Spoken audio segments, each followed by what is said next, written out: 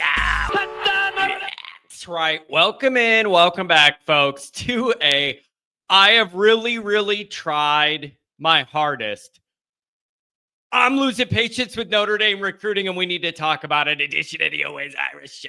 As always, you can find the program on YouTube. Do it. Subscribe if you haven't yet. Appreciate it very much. Give the video a thumbs up. That helps Yanni Boy out as well. Notifications on that way you don't miss nothing. Twitter, search bar, Always Irish, or at Always Irish 8. Emails, alwaysIrishND@gmail.com. Audio only. Anywhere you want it, you can get it. Don't want to see my face? Nobody going to blame you for that. Imagine how I feel.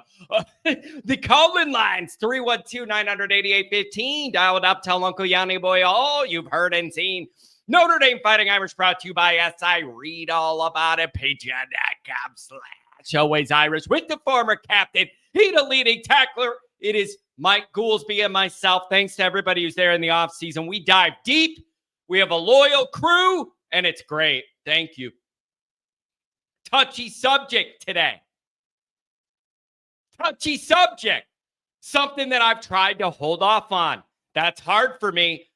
The entire reason I have a brand that's succeeded at all in this niche is because I'm reactionary. Something happens in Notre Dame land. I get the feel of where everybody's at. I yell about it. We all watch it. It's cathartic. Celebratory, bad, whatever it is. We do it together. I have tried. I've been trying. I have been trying to have patience and not be as reactionary with Notre Dame recruiting. I need to talk it out. We're at the point where I need to talk it out. If you asked any Notre Dame fan after the playoff run, if the program had momentum, I'm pretty sure everybody would say yes. Even though you fell short and didn't win the championship game, we had more postseason success in 3 weeks than we had in 3 decades. How can anybody say things were not trending in the right direction after that, right? I think that's perfectly logical and fair. Right after that, right after the playoff ended, you're like, man, at least you're trended in the right direction. Top 2 teams, last 2 teams standing playing in the last game of the year, whatever. Momentum. Trending in the right direction. It's hard to argue you're not.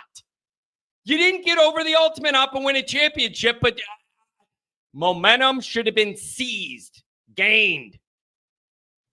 How do you measure momentum tangibly? Not just, we feel better about things. Not just, ESPN was forced to write nice about Notre Dame for a little bit. Recruiting. Recruiting is the number one tangible way to measure momentum. I've been patient with that.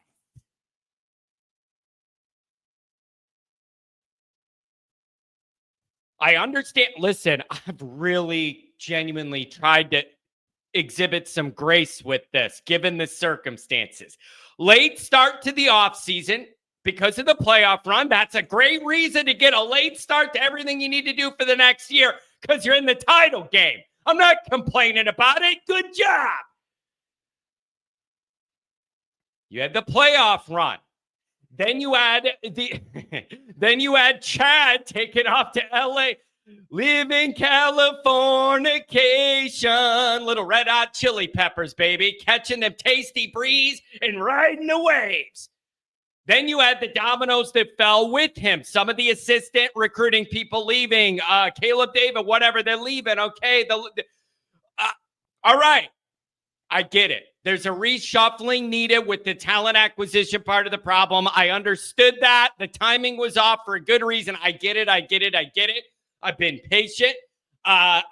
You got to give these guys time to get situated and get in and all that. I've understood that has been an extra factor that needs to be calculated here. I get it all.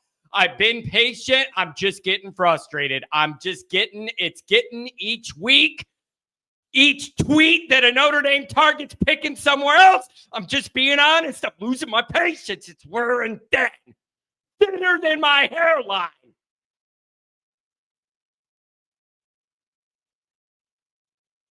I was keeping it together on this, trying to be mature, give everything time to reshuffle and all that.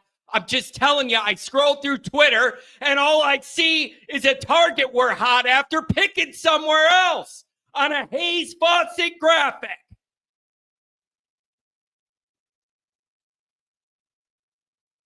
The latest one, Connor Salmon, a 4-star wide receiver, position of need for 15 years. On 3 as the guy 70% of Notre Dame lean.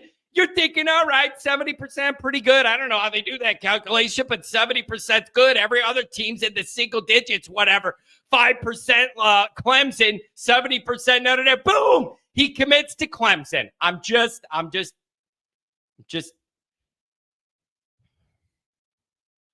my patience is running thin.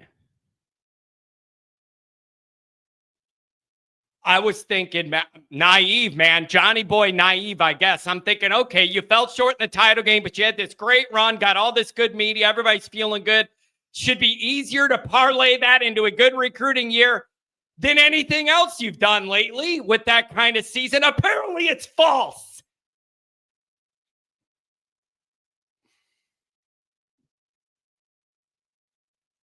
In reaction to Salmon,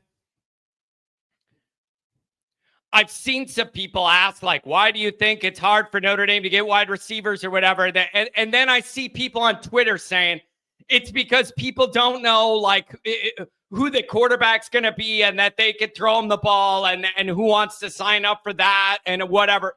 Bro, that's a little short-sighted. Acting like we're only having trouble attracting top-end skill guys now, like in this cycle, like it's just become a problem now. And you're saying we don't know who the quarterback's going to. No, man, this has been a problem with the wide receiver situation for a long, long time. That's very a narrow window you're looking at. This has been an issue for a while. It's been an issue for a while. Is there nobody that can recruit wide receivers to Notre Dame at a consistently high level or what? So it's a bit of a cop-out to be like the uncertainty at the quarterback thing. Now, bro, this has been an issue for many, many, many cycles. It's a bigger picture problem than just the immediate dynamic. Here's something I'm thinking about. I don't know who needs to hear this. Somebody tell me I'm wrong. I don't care at this point. I think Notre Dame's going to have a choice to make here. Pay incoming 4 and 5 stars a lot of guaranteed money or don't land them. Especially at key skill positions like wide receiver and D-line. I call D-line a skill position. It's that important to me.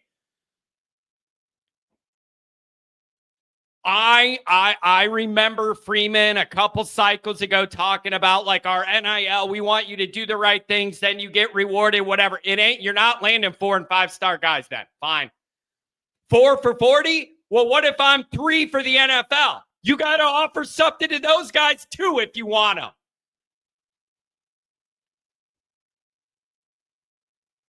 I've been chilled out on this topic out of fairness because you got off to a late start this spring for a good reason. And I've tried to have a lot of patience with that. And so you're late because of the playoff run. Then you have all the changes in recruiting. I'm trying to offer grace on that, but I'm just about done with the patience.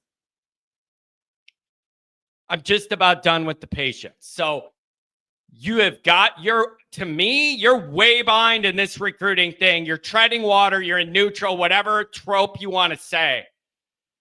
I need some action and I need results.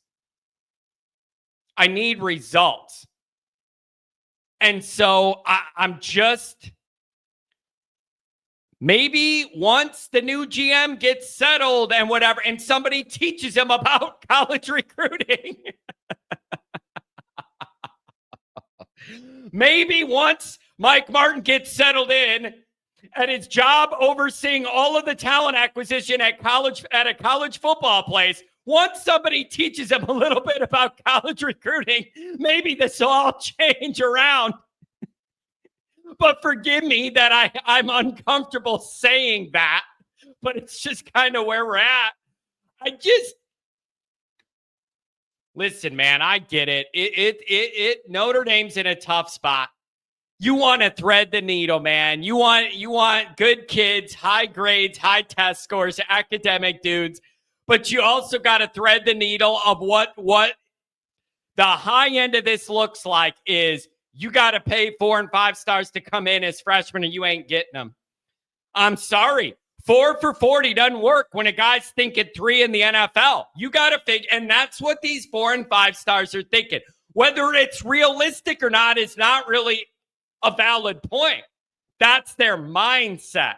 So if they're not thinking 4 for 40 and you need those guys to win, you need to think 3 in the NFL. How do I appeal to that guy too? You're going to have to pay these guys to come as high school recruits and you're just going to have to get comfortable with it or not land them. Here's the other thing.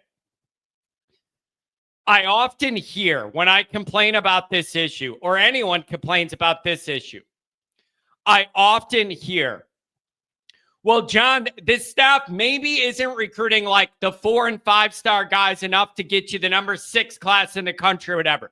But they have a good history and track record of being good evaluators. Leonard Moore, 3-star, plays like a 5-star, all of that. Morrison, lower rated. Okay, I get it. You get it.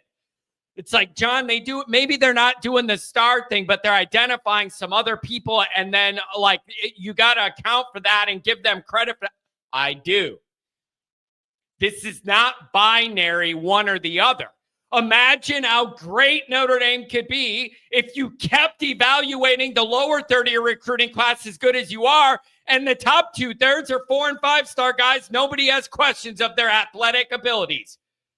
It's not one or the other. You got to be able to do both. Don't create excuses for this program. Lean into your frustrations and the realities. I love the way this staff's been able to evaluate some undervalued prospects. That does not make it okay to not land 4 and 5 star guys too. You could do both at the same time.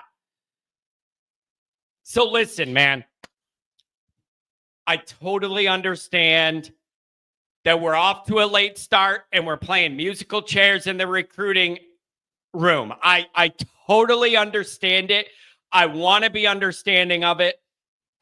There's a lot of other people that were still in the program that needed to be recruiting and picking up the slack while all that's being figured out. Listen.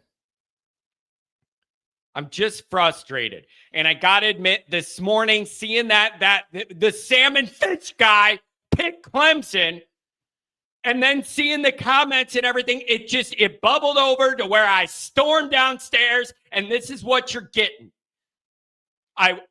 You cannot waste the recruiting opportunity that exists when you have the run Notre Dame had. And we're in neutral a little too much for my liking. Everybody needs to crank it up a couple notches. Don't forget to check out the merchandise. The link is in the description. You can browse and carouse all the different Always Irish gear. Make sure you head over there and get something for the next tailgate. Thanks for being here.